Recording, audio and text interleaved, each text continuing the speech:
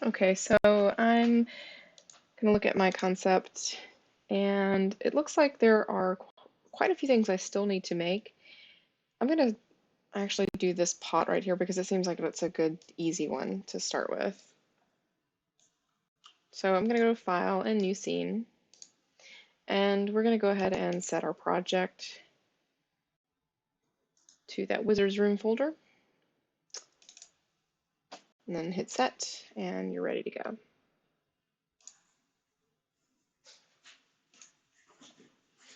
I am going to go to my front view, so hold down spacebar, right click and hold, and then let's go to the front view.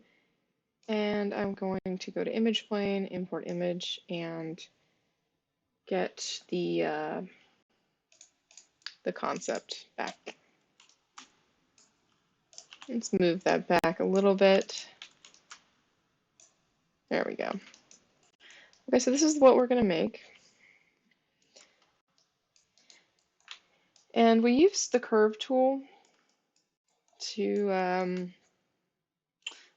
build a vase or a bottle before. And it might actually be a good idea to do that again. So I'm going to go back to the front view. And you know what? I'm going to change the pivot point again on this concept so I can scale it from this location. So I'm going to hit D on my keyboard, and I'm going to bring this pivot point there, and I'm going to hit D again, and now it moves from that location. And let's just scale it up so it's easier to see. You don't want to work too small within the Maya scene.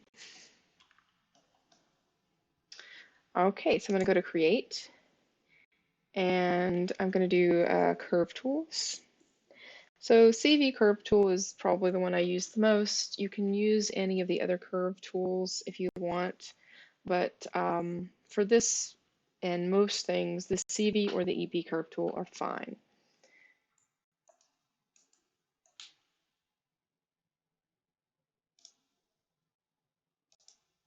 All right, so you're going to get this little crosshair here, and what you want to do is create the shape of the model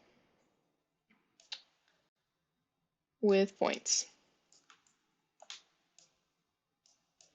And you can add as many points as you want. It doesn't really matter. Now I'm leaving the top and the bottom open.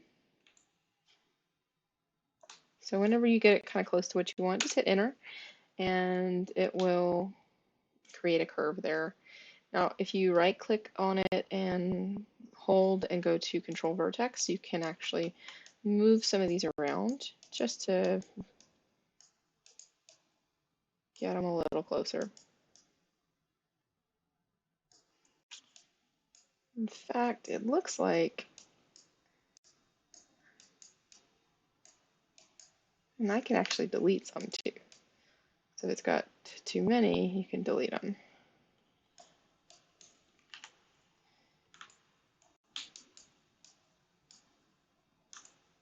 And if you need to maybe rebuild your curve, maybe add points along the curve, maybe add a few more points, you can do curves and then rebuild. And if you go to the options, let's reset the settings. So number of spans, if you just go ahead and hit apply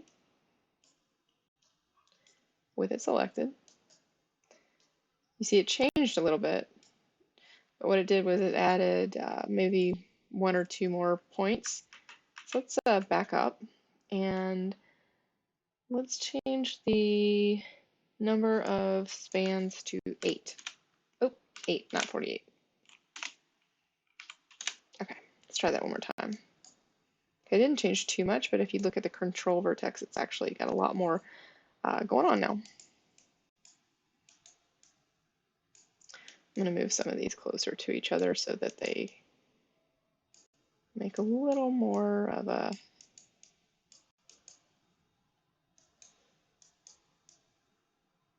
dynamic shape. Okay, so now let's actually go into our perspective view. Go and select that curve. And what we're going to do is we're going to go to surfaces and we're going to do a revolve. Let's do options.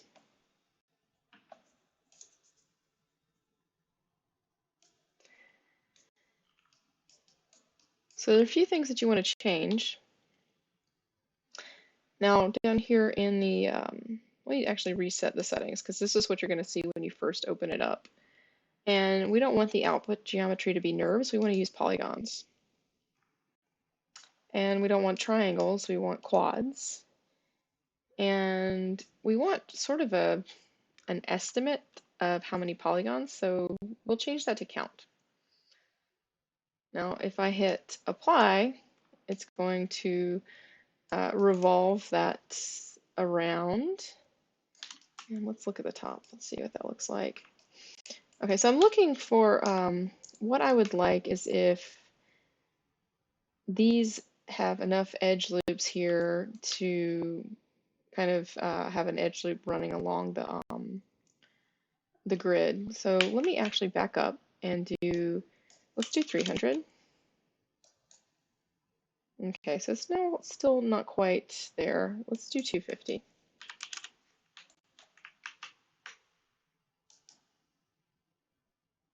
Okay, and if we were to rotate that, it still wouldn't be quite there. So let's see what we can get with 275. That actually doesn't look too bad. I'm wondering what 325 will get us. Perfect. So I've got an edge loop running along the z-axis and an edge loop running along the x-axis. So if I go back into the front view, or the perspective view, you can see that looks decent. I'm going to go ahead and hit close on this. And the model's black, so we just need to reverse the direction of the normals. So this is what I've got, and it doesn't really look like the pot that I was aiming for. So let's actually let's go into wireframe mode. So hit 4 on your keyboard, and if you select your curve over here, you can right click on it and hit Control Vertex.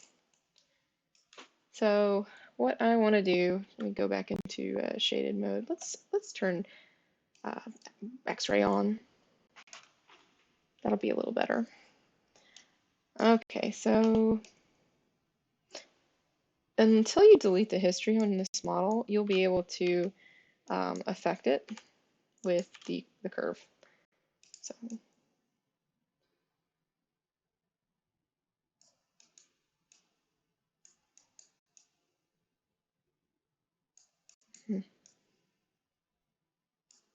kind of a little weird shape.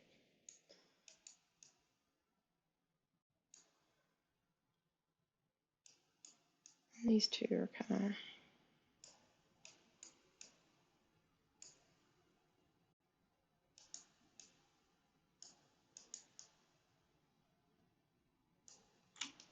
okay. Back to perspective view and go wireframe on shaded and turn off X-ray. Okay, so once you get your pot kind of close to the direction or the shape that you want it in, you know, I might skew mine a little bit. Mine in the concept is not perfectly round. It does have a little skewing happening on it, but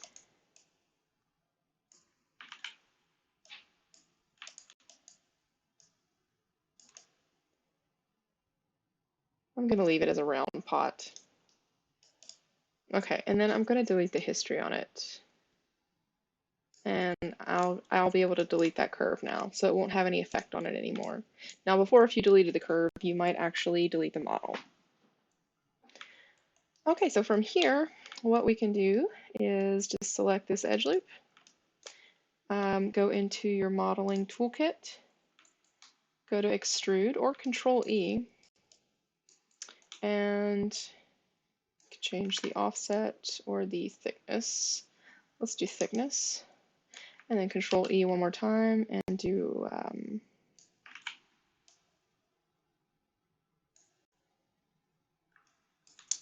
think I might have undone what I did.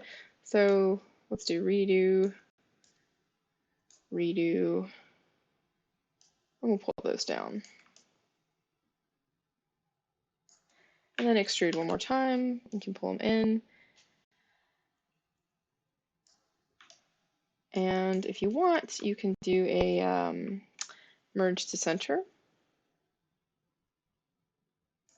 And it'll create that right there.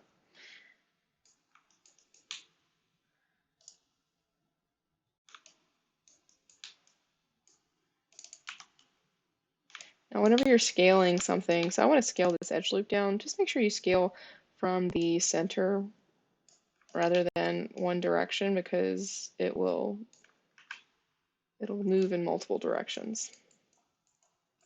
Or excuse me, it'll move in just one direction and it won't scale the entire thing down uniformly. Okay, let's see, what else do we need to do to this guy? And I think, let's scale that out just a little bit.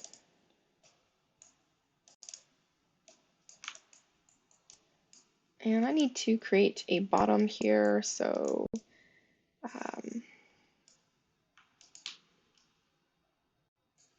the other thing we could do is bridge. So if I select this entire thing and I go to bridge, it's going to close that hole.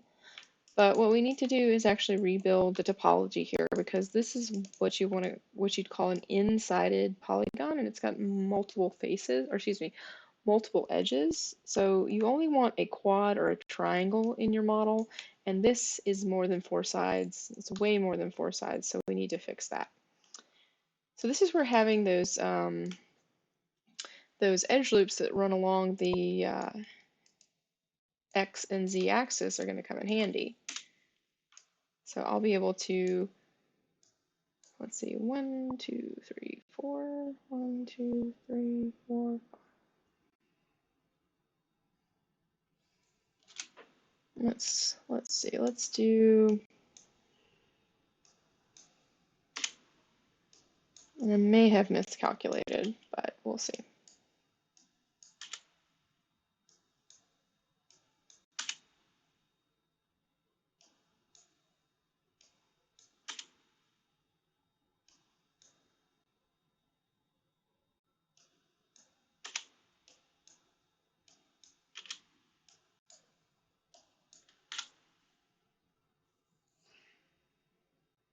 Okay, so didn't do too bad. You could have just merged that like we did up here, and honestly, that's probably what I should do. So let's, even though we did that work, let's select this and merge to center.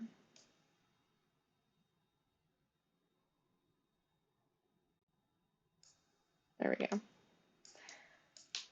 Now it looks like the bottom is not quite straight with the bottom point here, so we can just raise this up. But if you want to make sure that they're all aligned, you can select them, and then if you hold down, let's go into our move settings by double clicking on the tool there, and let's do reset tool. Now by default, your move snap settings, there's an option here that's called retain component spacing, and it's set to on, and what that does is it allows you to snap to the grid. I'm holding down X, by the way, and it'll snap what you have selected and maintain its spacing. But that's not what I want for this instance, so I'm going to hold down X and snap, and then it's going to snap everything to the grid so it aligns. Okay. And let's change the pivot point of the model to the base right here. So I'm going to go to the front view, and I'm going to hit D on my keyboard, and I'm just going to hold down V to snap to point. So V is also this little icon right here. So this is snap to grid, which is X, snap to curve, which is C, snap to point, which is V. And then you have a few other options, but those are the three main ones you're going to use when you're snapping to something.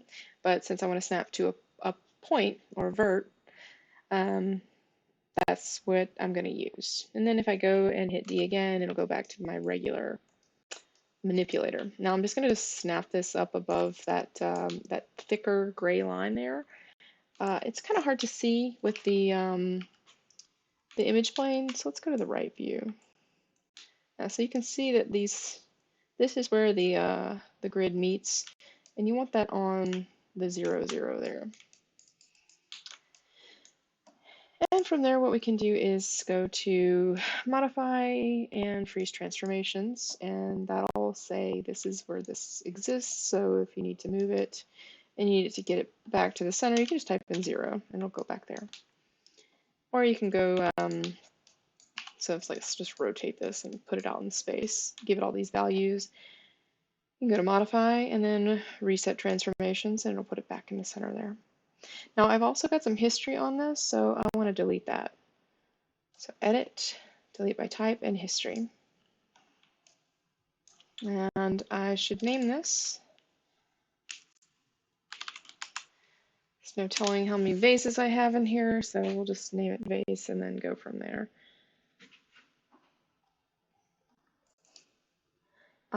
So I also want to unwrap it. So I'm going to go to my workspace here, change it to UV editing, and this is the base set of UVs that it's given me, which are not the best, but you can select the faces and see if you have all of their UVs there. But again, what I like to do is I like to just start with a planar or camera-based or automatic, whatever you want to use. Again, it'll get you to the same result no matter which one of these you start out with. So if I just do camera-based, this one's actually going to be pretty easy to unwrap. The only problem is we might have some skewing on the base here. So I'm just going to select that edge and then do a cut, and it creates a shell. And if I change my selection to UVs, I can move that out, unfold it, optimize if it needs to be optimized, and then move on to the top.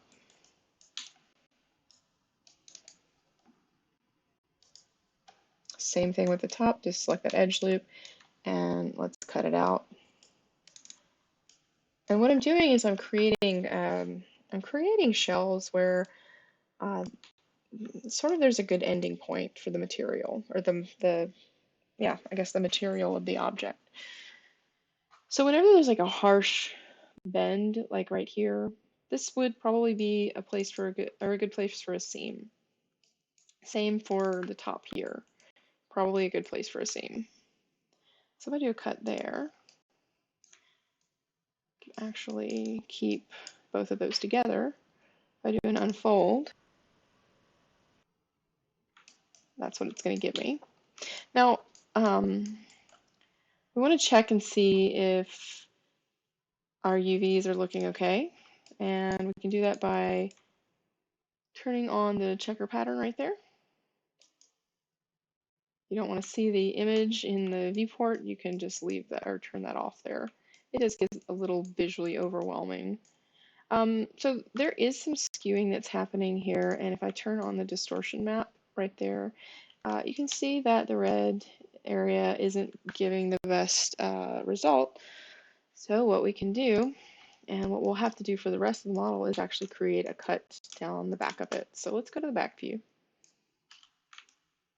And we can hide our image plane.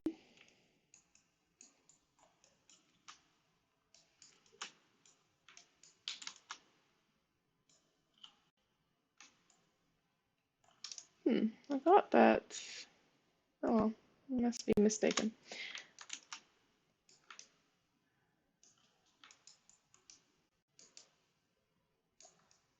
Okay, so let's just select this edge right here and deselect any overing or overage it's doing. So if you accidentally selected the entire thing, you might have gotten the bottom shell. So I deselected that edge, and I also deselected the edge that was in here because we don't really need to cut that.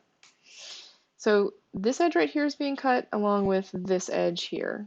So I'm just going to go to cut, and on this shell I can select the UVs and do an unfold. You do an optimize a few times, see if it changes. If not, you can move on. Hit unfold on this one. You can optimize that one as well.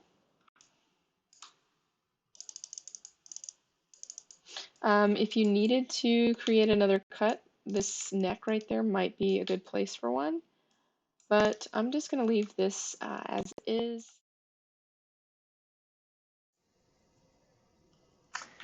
I could gridify these UVs, but I think for this one, I'm just going to leave them like this.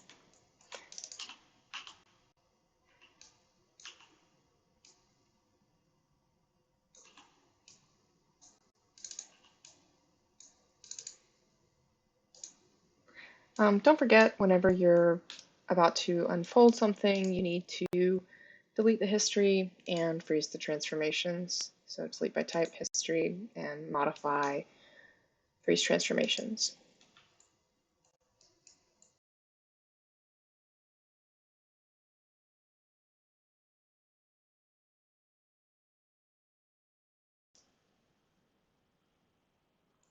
Okay, so now I actually want to pack the texture.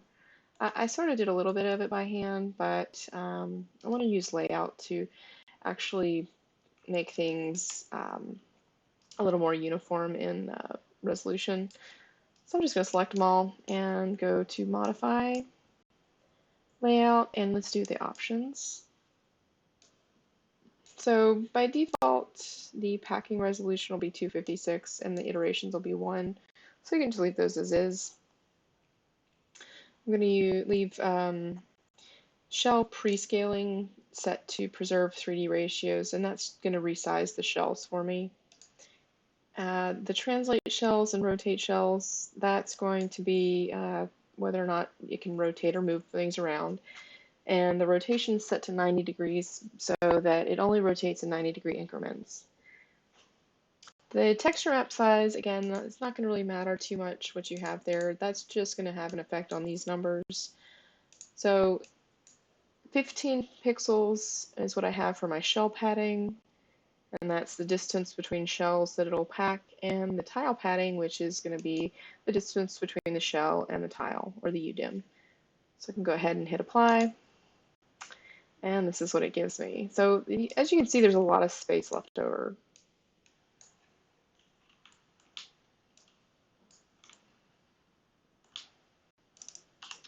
So I'm going to move these out just for a minute. And I'm going to rotate that one.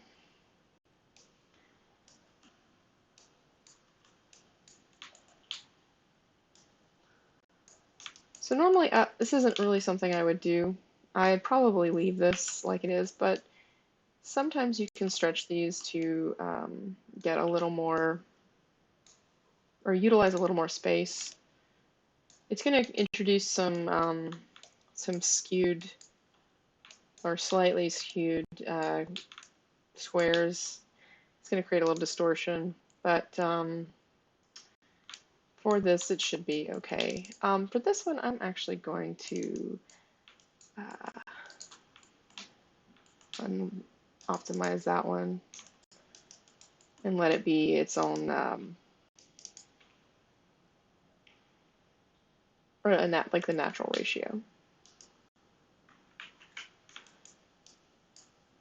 And then I can put these back in here. So it takes up a little more of the space. It's we can enlarge this one, give it a little more resolution just because there's a lot left over.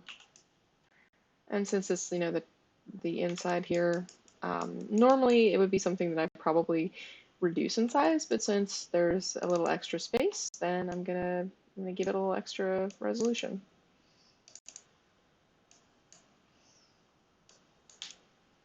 Okay, so now let's move on to making the high poly.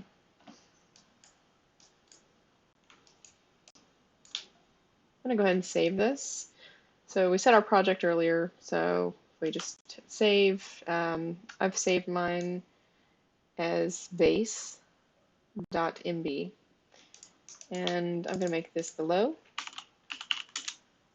And I don't have any history or translations on it, so that's great. I'm going to duplicate it and rename this one to be high. And I'm going to hide the low. So this one really doesn't have all that much that needs to happen to it for creating a decent normal map. So I honestly don't even need to do this step. But if I hit 3 on my keyboard, I can see what it'll look like if it were to be smoothed. And this edge right here, this edge, and this edge will need to be creased. So let's go to Mesh Tools, Crease Tool, and then I'm going to use my middle mouse button, my middle mouse button, and I'm going to click and drag to the right. If I drag to the left, it'll get rid of the crease, and if I drag to the right, it'll increase the crease. Same thing for that one. And also this one on the bottom, just to give it a little. Okay, so that's actually pretty much it for the high. Now all I have to do is smooth it. And I've got my division set to 2. Again, you don't have to have any UVs on the high, but since we made the low with, we unwrapped the low and duplicated it, those UVs will be there. But again, you don't really need them. So this is what our high looks like. And this is what our low looks like. Move that back to the center.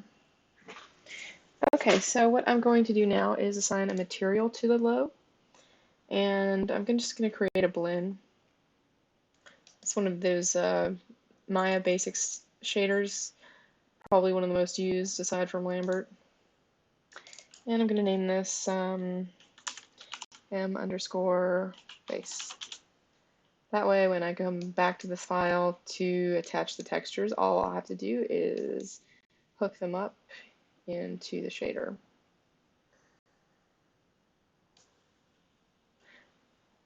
But to be honest, if we're going to be rendering from Maya, you may actually want to do an Arnold shader. So an Arnold standard surface, and you can see that one is going to have more options here for hooking in maps. Even though you're only going to have like 4 maps, this is going to be the one that you're wanting to use for your final render. But I don't have to do that for this. I'm just going to go ahead and delete this one and go back over here. And you can do this a few different ways. You can select the model, make sure you get the low, right click on it, assign existing material, and then add it that way. You can see it gets a little shinier. Or you can select your object, right click on this, and then assign material to selection. That's just holding down the right mouse button. Or you can use your middle mouse button to click and drag and drop onto the model. And I'm going to save. And I'm going to export this out as an FBX or an OBJ, up to you. So export selection.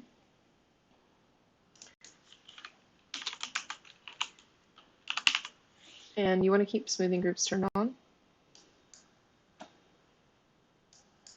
Now I'm going to export my high.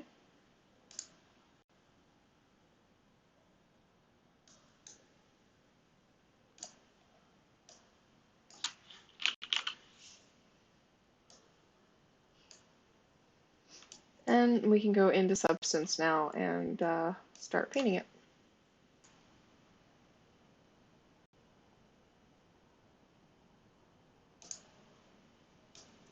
When you open up Substance, again, it will give you this warning. This is just to allow you to update your computer so that it will give Substance a longer time before it decides that it's crashed and it closes Substance. So if you find that when you're baking maps or when you're rendering something and it's too dense, then in your computer or Substance freezes, you may want to update this. So I'm going to continue anyway.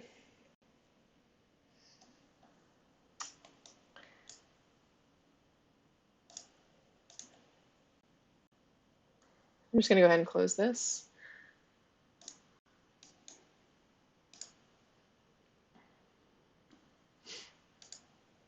I'm going to go to File and New. I'm going to leave this template as PBR Metallic Rough. And I'm going to open my low poly, or plug in the low. We're not going to open the high from here, so make sure you don't click the high. Whatever you're loading here is going to be what's in the viewport, and you don't want a high poly model there. Document resolution, this can be changed before you export maps, but generally I'll do 1024 or 2048. Since this is a prop, then we can probably get away with 1024, but I like to do 2048 just in case. Normal map format, that's going to be DirectX for Unreal or OpenGL for Unity. So this create a texture set per UDIM tile. If you've got multiple materials within your Maya file, then and you want to combine everything into one, you can put a check next to this one. I only have one texture or one material in Maya, so it's not going to matter if I have this checked or not for this particular model. So I'm going to go ahead and hit OK. And you can see it loads the material here. Here is the 2D view, and here is the 3D view. So if I look at my concept, this vase, it's actually got some little designs on it, which is cool, but it looks like it could be orange. Based on the lighting, I have no idea if this is red or orange or even like yellow or something. But we can sample the color from the image and get something close to it. So I'm going to go to the layer section. And again, if you need to reset your UI, if you are not seeing what I'm seeing, just go to Window and hit Reset UI. So you're going to get this this layer here, and you can paint on it if you want to, but what I'm going to do for this is use a fill layer. And I don't know if Substance has any sort of clay material, but I'm going to look it up. So I'm going to go right here and type in clay. Nothing. So maybe we have a smart material. So if you don't see anything in the materials, check the smart materials. No. Okay.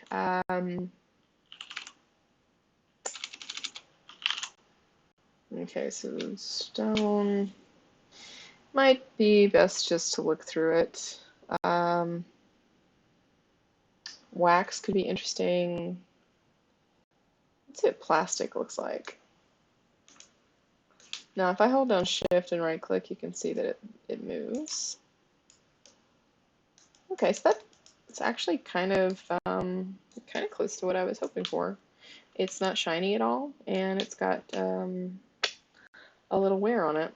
So let's back up just a bit though. So I'm going to delete that fill layer, and what I want to do is bake a set of normal maps and a few other maps from that high poly model. So I'm going to go to my texture set settings tab here, and I'm going to scroll down. I'm going to go to bake mesh maps. I'm going to change the output size to 2048. And right here, I'm going to click this icon, and I'm going to be able to navigate to my high poly. So I have all of these checked by default. We don't need all of them, but usually I create them anyhow just because it's It's just simple. It's not like I'm doing any extra work. The ID map, I don't need that one. If you had brought this in from ZBrush and you had some vertex color on your high poly, like if you had poly painted it, leaving this checked would actually bake out that that base color map for you. But normally this is an ID map, which is used for masking and maybe texture swaps in, or designating texture swaps in, color swaps in a game engine. So I'm going to go ahead and click Bake Mesh Maps. Oops, have some problems there. That doesn't look good. Hopefully they get fixed. Okay. All right, actually looks good. I think maybe that was just a temporary problem.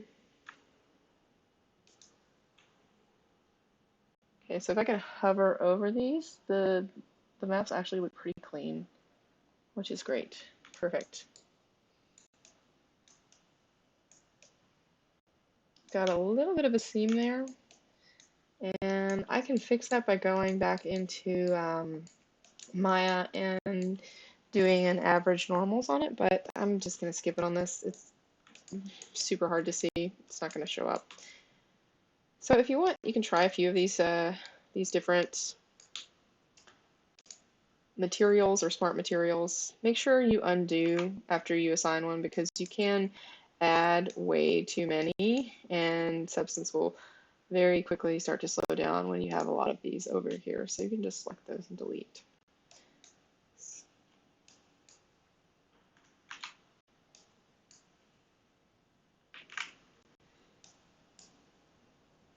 So now that we have those maps baked, you can see that these smart materials are using like positional data to create effects. If you go in here, you can actually look at some of the generators and effects that have been added to create all of this. What I like to do is like go through and actually hide and show different layers, because it makes it a lot easier just to figure out which one's doing what. Okay, so this is a stylized piece, so there's probably not going to be a lot of rust on any of these. I want to say unfortunately, but stylized stuff is actually a lot of fun. But let me go ahead and delete that and try some of these.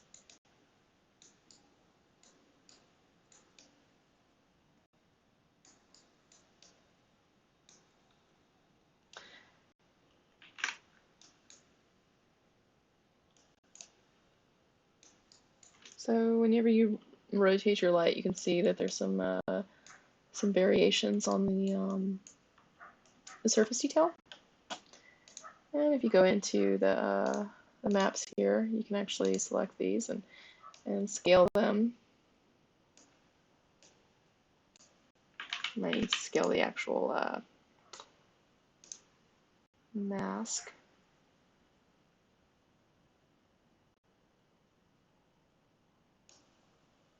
But if you go in here and change a few settings,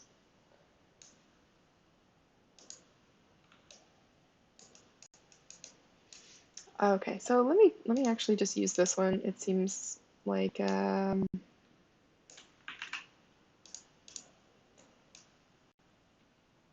not seeing any changes happening based off of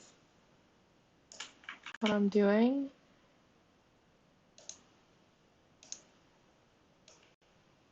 Which I was hoping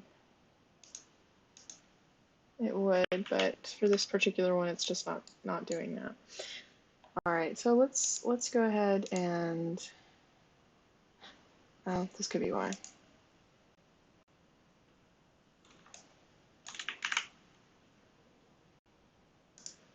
So I'm going to select that base color. I'm going to come to the color picker and use the eyedropper. Just going to click and drag, and you can see wherever you hover, it'll sample that color.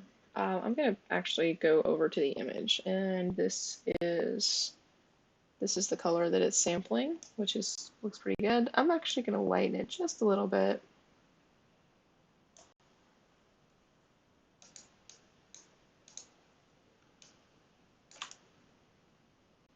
And from there, it looks like there are some little markings on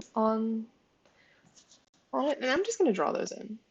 I could create an alpha stamp for them so it would be uniform, but I think hand painted, it's going to be fine.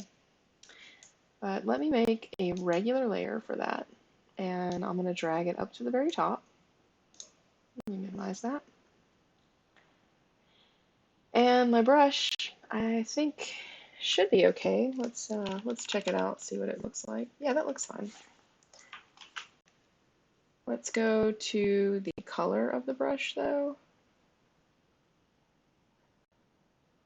Now, right now in the brush, everything is turned on. So if you want to paint with maybe a little height, a little shine, you can see that the preview kind of updates.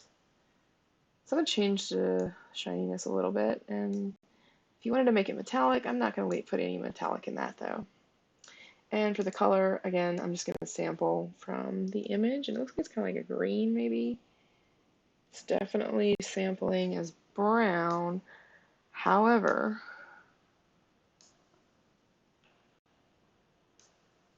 I'm going to say it's sort of a greenish blue, something that kind of, maybe a teal color that is complementary to this one.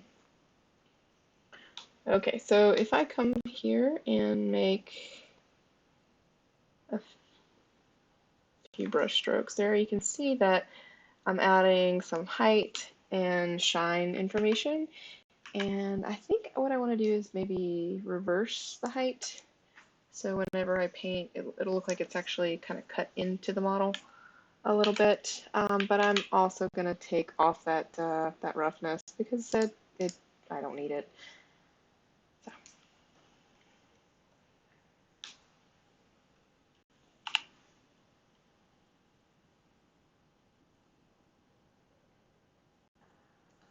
And for this brush, it might be a good idea to use a harder brush. So I'm going to do basic hard.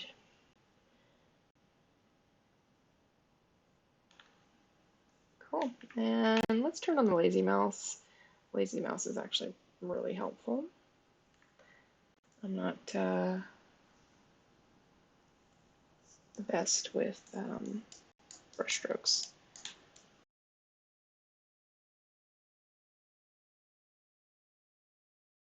And the fact that I'm not being super precise and perfectionistic about this it'll add a little bit of, I guess, of that human error that kind of creates the illusion of something being real versus computer generated.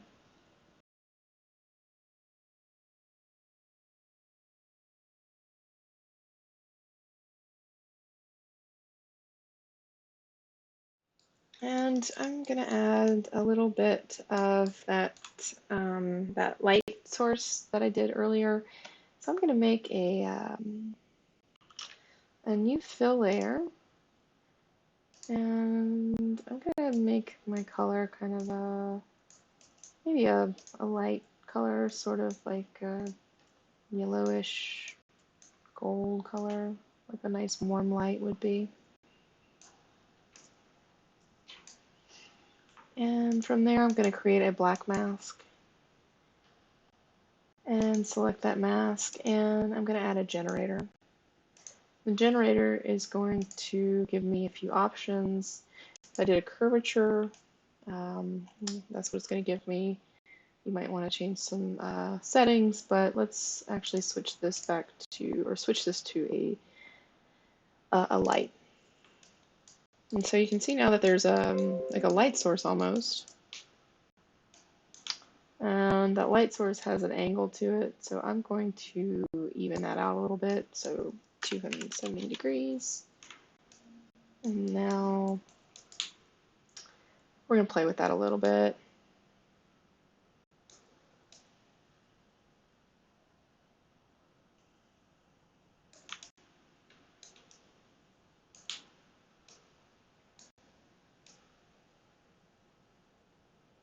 kind of hoping to make it a little softer.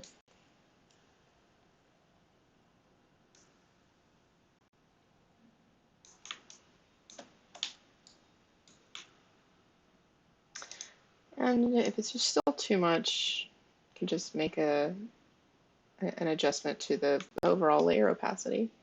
So I'll give it a little bit of like a gradient light flow to it. Now normally in games where you're not actually using painted textures, where you're relying on light and a shader to create that illusion, then, or dynamic lights I should say, then you're not going to paint these in. You'll just, export it out like this. But since this is sort of a stylized piece and I'm adding a couple little things to it that are going to just make it a little more cartoonish. So I'm going to speed it up just a little bit because I go through a few different steps that don't really work. I tried a bunch of generators, but in the end, what I end up using is the mask editor generator. And once I select that mask editor generator, I can actually go through some of the settings and play around with those and get exactly what I'm looking for in terms of light.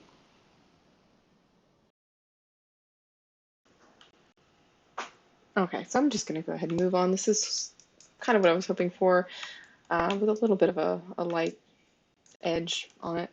But I also want to create some color inside here. So what I'm going to do is, let's just actually make another fill layer. And let's add a black mask. And I'm going to go to the polygon fill tool. And you have the option for filling triangles, polygons, meshes, or UV chunks. And I'm just going to use UV chunk because it's easy to click. And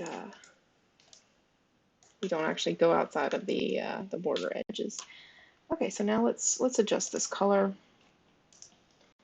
Sample what we had, but let's make it a little darker. Not really sure what should be in there. I probably should have like extended this down quite a bit, but oh well. I'm gonna keep the roughness fully rough. Excuse me, yeah, that way. Just so there's no shine in there. And definitely no metal.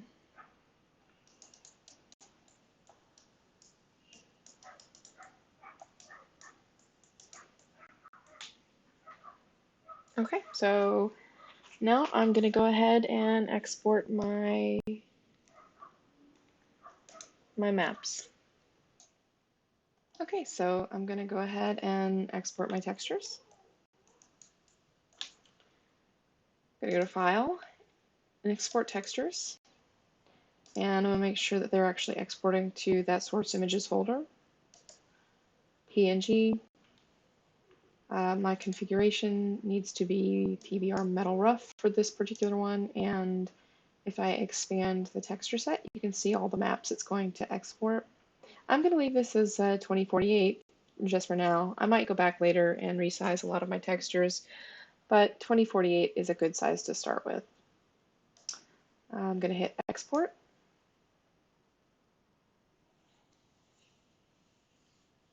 And I'm going to open that folder up. And here are my files. So what I'm going to do is go through and change the name of the texture to match what I did for the rest of my other textures. I can actually delete these. I don't need those anymore. So for the base color, I'm just going to name that T underscore base underscore BC. So that means BC's for base color. Now I could set up Substance to export these names, but I haven't actually gone through the trouble to set up a template yet, but I really should do that soon. Okay, that's going to be my height. So H for height. And I'm just pasting in the name and changing the extension MT for metal and N for normal.